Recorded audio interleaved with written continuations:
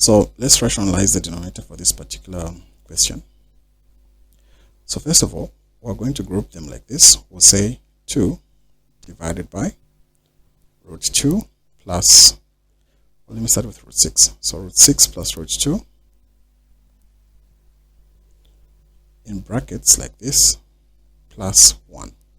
So the conjugate of this will be, open bracket, root 6, plus root 2 minus 1 divided by root 6 plus root 2 in brackets minus 1. So that's the conjugate. So now, if I'm expanding what I have here, I want to use the concept of difference of two squares. Remember, I have two terms adding, so I'll call that a and b, and I have two terms subtracting, that is a minus b. So according to the difference of two squares, this is just a squared minus b squared.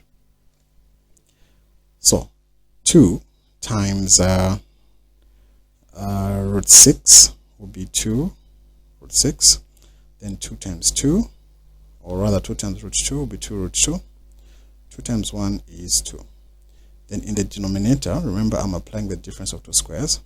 So that's bracket squared, that is root 2 root 6 plus root 2 squared minus 1 squared. That's how I apply my difference of two squares.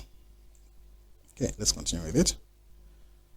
So this implies that in the numerator, as it is, we have 2 root 6 plus 2 root 2 minus 2. That is divided by, so this bracket is multiplying by itself. That is root 6 plus root 2 is multiplying with root 6 plus root 2. And then we have a minus 1.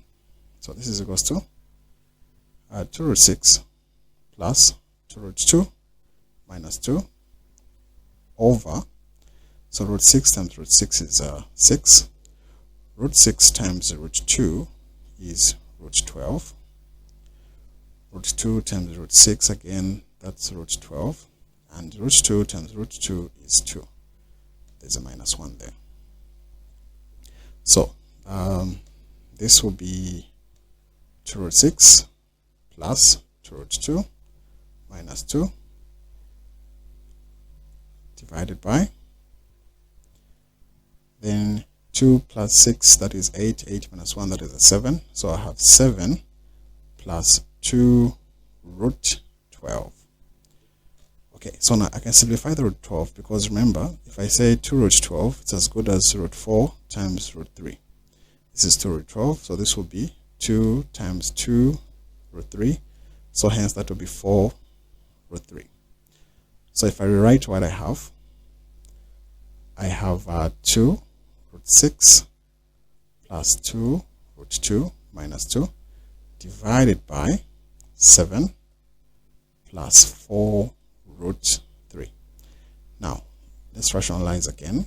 So the conjugate in this case will be 7 minus 4 root 3 over 7 minus 4 root 3. So let's see what we obtain. So let's remove this.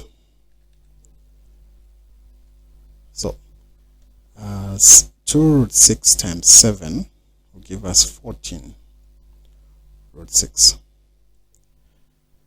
2 root 6 times negative 4 root 3, that will be negative 8 root 18, I think, yes. Then 2 root 2 times 7, that's 14 root 2. 2 root 2 times negative 4 root 3, that will be negative 8 root 6. And lastly, negative 2 times 7 is negative 14. And negative 2 times negative 4 root 3 is positive 8 root 3. All this is divided by 7 times 7 is 49. 7 times negative 4 root 3, that will be 28 root 3. 4 root 3 times 7 is positive 28 root 3. Negative 4 root 3 times 4 root 3 is negative 16 multiplied by 3. So this implies that in the numerator, do we have like terms? Yes, the root 6, we have like terms. Then remember we have that root 18, so let me simplify it. That 8 root 18 can be simplified as 8 root 9 times root 2, so that is actually 24 root 3. Okay, keep that in mind. This part here is 24 root 3. So it has a like term. It's a negative 24 root 3. I'll add it to that other like term. So let me start with 14 first. So 14 root 6. So the root 18 is as good as this one here. So together with the 8, that will give us negative 16 root 3 if I group like terms. Then I have the root 2, or root 6, we have 2 of them, sorry. Root 6, we have 2 of them. 14 root 6 minus 8 root 6. So in short, that is just 14 minus 8. So remain with 6 root 6 like that, okay.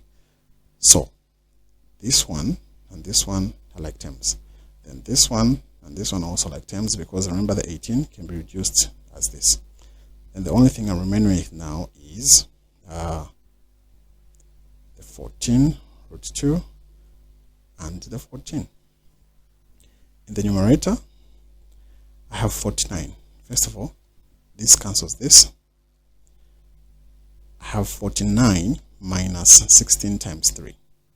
So 49. Now 16 times 3 is 48, of which if I subtract the 2, I'll just get a 1. So my final answer is the numerator without the denominator. That is 6 root 6, 16 root 3, 14 root 2 minus 14 as our final answer.